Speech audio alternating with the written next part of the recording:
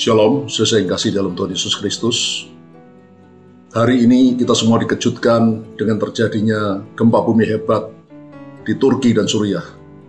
Gempa bumi yang mencapai kekuatan 7,8 skala Richter. Ini suatu kekuatan yang sangat-sangat dahsyat. Ada banyak gedung-gedung yang runtuh, bahkan gedung-gedung apartemen yang bertingkat cukup tinggi itu runtuh. Dan karena kejadiannya itu sekitar jam 4 pagi, saudara. Maka saya bayangkan ada banyak orang yang masih belum sempat keluar dari gedung-gedung mereka, dari rumah-rumah mereka, dari apartemen mereka. Sehingga korban jiwanya akan sangat banyak. Berita terakhir sudah sekurang-kurangnya didapatkan 600 orang yang meninggal dunia di Turki saja, saudara, belum di Suriah. Ini sangat mengerikan. Mari kita berdoa bagi mereka supaya Tuhan menolong mereka keluar dari kesusahan ini. Tapi bagi kita anak-anak Tuhan, saudara, ada dua hal yang harus kita kerjakan. Yang pertama, jangan takut. Kenapa kita tidak boleh takut?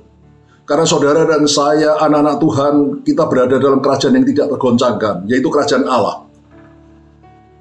Di dalam kerajaan Allah, sekalipun dunia bergoncang, maka kerajaan Allah tidak tergoncangkan. Dan orang-orang yang berlindung di dalam kerajaan Allah juga tidak tergoncangkan. Karena itu pastikan diri saudara dan saya selalu berada di dalam kerajaan Allah, yaitu kerajaan tidak tergoncangkan, dengan cara hidup kudus, hidup menurut kehendak Tuhan.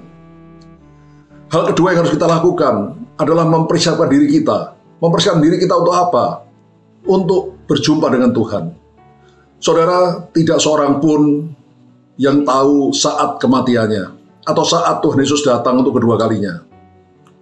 Saudara, bila waktunya sudah tiba, dan Tuhan Yesus belum datang untuk menjemput gerejanya, maka setiap kita pasti akan meninggal dunia, saudara. Apakah saudara dan saya sudah siap untuk berjumpa dengan Tuhan ketika kita meninggal dunia? Ataukah kita masih hidup di dalam dosa, sehingga kita tidak yakin bahwa kita akan bertemu dengan Tuhan kalau kita meninggalkan dunia ini? Seperti Nuh dan keluarganya, saudara. Mereka bertahun-tahun, berpuluh-puluh tahun mempersiapkan diri untuk membangun bahtera. Karena Tuhan sudah mengatakan pada mereka bahwa akan tiba saatnya dunia ini akan dilanda air bah yang sangat dahsyat, akan ditenggelamkan oleh air bah yang sangat dahsyat. Itu sebabnya mereka membangun bahtera seperti yang Tuhan perintahkan. Dan mereka juga mengajak orang-orang di sekitarnya supaya ikut membangun bahtera. Tapi orang-orang di sekitarnya tidak menghiraukan apa yang mereka katakan, bahkan menertawakan mereka. Tapi mereka tetap tekun mempersiapkan bahtera, sehingga ketika hujan itu benar-benar turun, mereka sudah siap, sehingga Nuh dan keluarganya, seisi rumahnya diselamatkan. Saudara, sekali lagi kita tidak tahu saat kematian kita tiba.